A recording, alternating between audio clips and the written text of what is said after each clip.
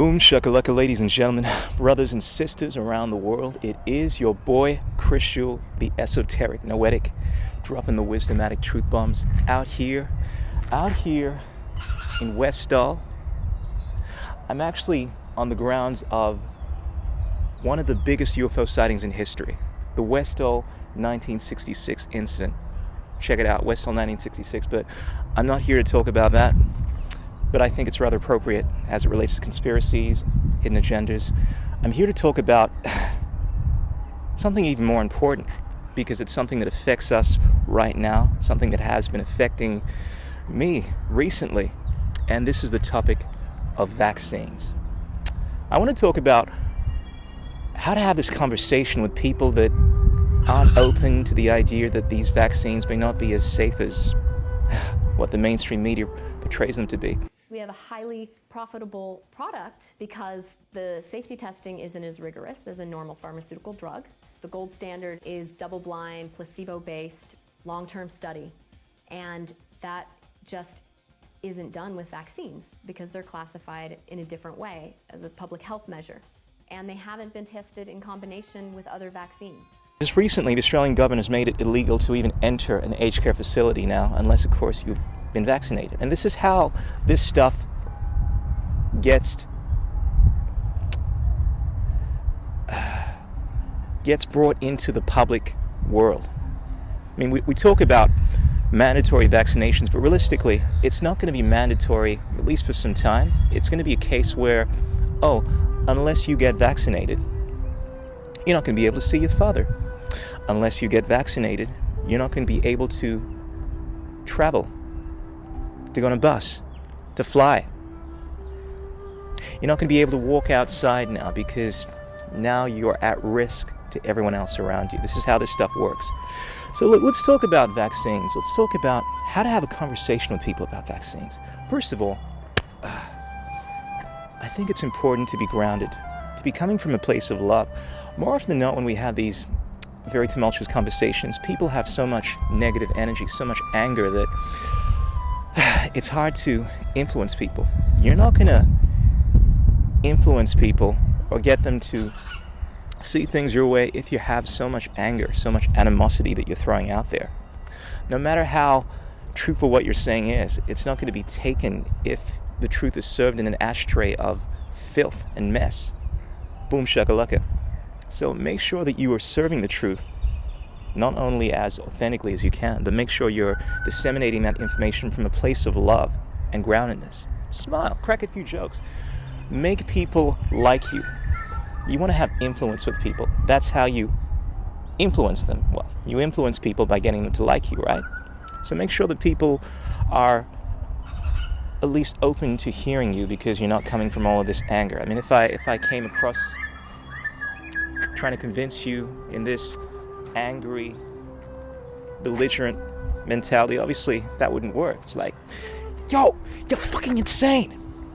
How dare you think you have a right to pass these vaccines on to me? I'm not down with that shit. I'll fucking kill you. It's not going to have too much sway. So make sure you come from a place of love. 2, make sure that you're picking the right environment to have these conversations. People tend to have egos. And more often than not, people want to be right. People aren't interested in the truth, particularly if you're making them look bad. Make sure that you're not having these conversations in some kind of forum or amongst people, because what I found is that people's egos seem to get in the way. You want to make sure that you're having, if you can, a one-on-one conversation with someone. Make sure that you're expressing yourself openly, honestly. This isn't about winning an argument. The only way to win an argument is to not have an argument. Because even when you win an argument, you make another person look bad because their arguments aren't as good as yours or their facts are incorrect. A lot of the times they hold a grudge. A lot of the times their ego will get in the way of even wanting to accept what you're saying. So you tend to lose even if you show them the truth, because their egos are preventing them from seeing the truth. So make sure that you're not so much trying to win the argument, but you're just trying to be as real, as honest as you can when you're having this conversation. And also, just make sure that you speak the truth. I mean, yes, it's important to be compassionate, come from a place of love, but don't water the veracity of what you're trying to say. There are ways of expressing the truth where of course, you don't come across like a dickhead, but just speak the truth. Be honest about the information that you've come across. Be open to the fact that you might be wrong about it, and just plant seeds. And don't be attached to the outcome. A lot of the times we get caught up wanting someone to see the light so much that we become attached to the outcome. And as a result, people can feel that. People feel as if you have this tremendous bias and they don't want to listen to you. But if you're just coming from a place of detachment, grounded, it's like, this is what I have to say, this is what I've learned. If you want to take this information, fantastic, take it. If you don't, that's cool. You don't have to take it. Sometimes the surest way to succeed at convincing someone is to stop trying to succeed at convincing them. Boom shakalaka. So they're just a few things that I've learned are beneficial from trying to convince someone of the truth, or giving them different perspectives on seeing what's going on that they're not aware of. But more specifically, let's talk about vaccines. A lot of things that people aren't aware of that seem to come about, a lot of issues that seem to come about anytime you have this conversation. Anytime I have the conversation in regards to vaccines, there'll generally be about 3 points that will always come up, particularly if I'm having a conversation around ethics, which is usually what it devolves to, because more often than not, people don't even have the facts at their disposal.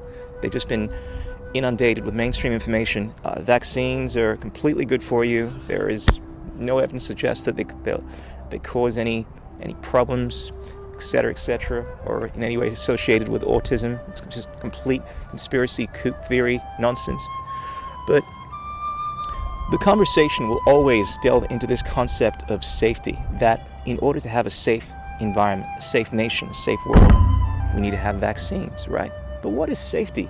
What is safety besides this subjective construct on what is going to lead to consequences? We don't know. Anytime you're dealing in the realm of safety, it's this subjective idea, and it's used to commit some crazy things. I mean, the Nazis used to have a phrase, "It's for your safety." Yeah, I know we're rounding out the Jews, we're going to exterminate them, but it's for your safety. I know we're going to keep you locked up in your home, well, the next week, month, year, 18 months, but hey, it's for your safety. We need to, because we have some crazy virus going out that may harm people. It's always an appeal to what might happen. And granted, it seems like a reasonable thing, but you can use it to justify anything. People will always make that argument, and what I think is important to get out to people is that safety is an illusion. What you consider safe may not be safe to me, and shouldn't it be my right? Shouldn't will and choice trump that? I find the cornerstone of every civil society is the concept of choice, freedom, the ability to make decisions, take your own risk. And of course, people always say, yeah, but you're risking my life. We're all risking each other's lives. We're all in this bubble of risk. But it comes down to whether or not I'm actually violating you. Am I doing anything to harm you right now? This is what you need to address. This issue of whether or not what we're doing in the moment is right or wrong. And if it's not, well, people should be able to do what they want. That's the concept of freedom. Provided I'm not hurting you, violating you, you should be able to live your life freely. And I should be able to do the same thing. So talk about safety and be aware. Appeal to the fact that they will make this argument, that it's about your safety, and appeal to their sense of justice and ethics. Get them to realize that, yeah, safety may be a thing, but it's never a justification to violate my freedom. Freedom is our birthright. I think it's incumbent upon us to live in a free society. I mean, what's the point of living if you don't have your freedom? Give me freedom or give me death. Another point will always come up. This is a common thing I've been hearing lately. You're selfish. You are a selfish person. How dare you suggest that you should be able to go out and be free? Don't you know you're putting other people's lives at risk? Well, exactly who's being selfish here? Am I being selfish because I want to go out and live my life? Or are you being selfish because you want me to stay inside? You want everyone to stay inside, even though there's the potential that by everyone being locked in their homes, there's also the potential for suicide. I'm sure the suicide rate would have gone through the roof. Domestic violence. I mean, just the other day, just yesterday actually, these two people, this couple, have been living just right next to me in my apartment, and I saw the girl just leaving. She's just broken up with her boyfriend, and they've only been in this place for the last couple of months, and this is because they've been spending so much time with each other. I mean, you could argue this is due to the lockdowns. So obviously we're seeing domestic violence, and this is not an isolated situation. I've been seeing this. This is a recurring thing I'm noticing on the interwebs. People getting into all kinds of domestic disputes. So you're being selfish. You could argue that someone is being selfish by forcing people to stay at home, realizing that it's increasing the suicide rate. It's increasing domestic violence. Anytime someone is appealing to selfishness, you can always accuse them of being selfish themselves, because it's incredibly subjective. You can't win an argument by saying someone is selfish because, hey, oh, you're being selfish because you're not spending enough time with me. I've heard that. It's something you often hear in a relationship. Well, I'm sorry, but I was spending time with my mom who's dying of cancer. Or, hey, I'm sorry. I know you think I'm being selfish, but I would rather spend my time, use my dollars to help this organization as opposed to helping your organization. Selfishness is this subjective idea. It's someone saying that you should be spending your time and energy on something that they consider important, as opposed to you spending your time and energy on something you consider important. We should all be living for our own personal flourishing, our eudaimonia, as the word Aristotle used, which implies that we should all be living for our own pursuits of happiness. Provided we're not harming anyone in the process, we have a right to live our own lives. And as soon as you start saying someone is selfish, it's an appeal to nothing. It's just saying, hey, my interests are more important than your interests. Finally, the other issue that I find always gets brought up is this question of trust. Of course, people tend to trust their governments, their doctors. People that haven't done research on the topic of vaccines, because look, the reality is, most of us, I think, tend to watch the mainstream media, right?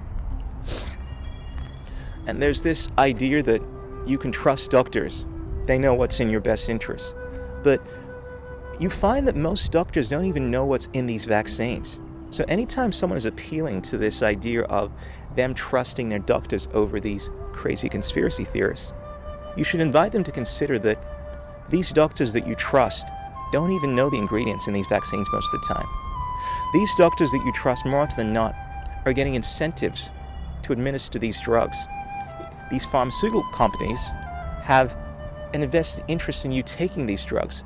So who do you trust? You trust a medical system that has its best interest to make sure that you're getting sick so that you can continually get more medication, that has an interest in getting these drugs out to more people, not necessarily, well, granted, you could say they want to help everyone, but they're also getting a lot of money from doing this. So it comes down to who you want to trust here. There's a beautiful phrase, I think it's from Hippocrates, that any person that chooses to leave their health in the hands of anyone else but themselves is a fool. And essentially, you are being a fool if you don't do the research for yourself. And I know this sounds a little harsh, but our health is our own responsibility. The idea of deferring that to someone because you don't have the time and energy, well, if you don't have time for your health, what do you have time for? So it's incumbent upon all of us to do our own research. And once you do your research and you find out some of the ingredients that are in these vaccines, like mercury, one of the most poisonous substances that we're aware of, aluminium, poisonous to the brain, formaldehyde, this is an embalming agent. You realize that there are so many substances in these things, and granted, these are used as a way of activating your immune system, because the whole idea is that, oh, we're going to put these horrible things in this vaccine, like dead baby tissue, these horrible substances, and granted, it shocks the immune system into getting activated, and because we have these viruses in play, these antibodies within your immune system are now created, and now you have immunity to the virus. But the reality is that these horrible substances that have been put in this vaccine are going to affect some individuals. And of course, the argument is that it's negligible. But when you find out that over 100,000 people in the United States die every year from vaccines, you find out that over 400,000 people in India have been paralyzed due to the effects of vaccines like polio vaccine, you realize that there are actually risks involved in these vaccines. And more importantly, the choice should be up to you as an individual if you wish to take on this vaccine. Anyway, these are just some things that I like to bring about when I'm trying to have a conversation with someone in regards to vaccines. So just to recap, make sure that you're coming from a place of love, a place of groundedness. Make sure that you pick the right environment. Make sure you can have these conversations one-on-one so people's egos don't get in the way. Just plant the seeds as well. Don't be attached to the outcome. Just tell the truth. Be mindful of how you serve the truth. But more importantly, speak up about this thing. I don't think there is any issue in the world right now that is going to be more important than the topic of vaccines. It's something that is not only affecting me, but it's something that you're going to be dealing with very soon if you're not dealing with it already. So I would invite you to share this video if this has been of use to you. And be sure to click the bell on the YouTube page. I'm going to be trying to make these videos more often now. But peace out. Peace be upon your butt cheeks. Surya Namaskara. Namaste. This is Chris Shul, the Chocolate Nubian Soul Brother, aka the Esoteric Noetic. Until next time.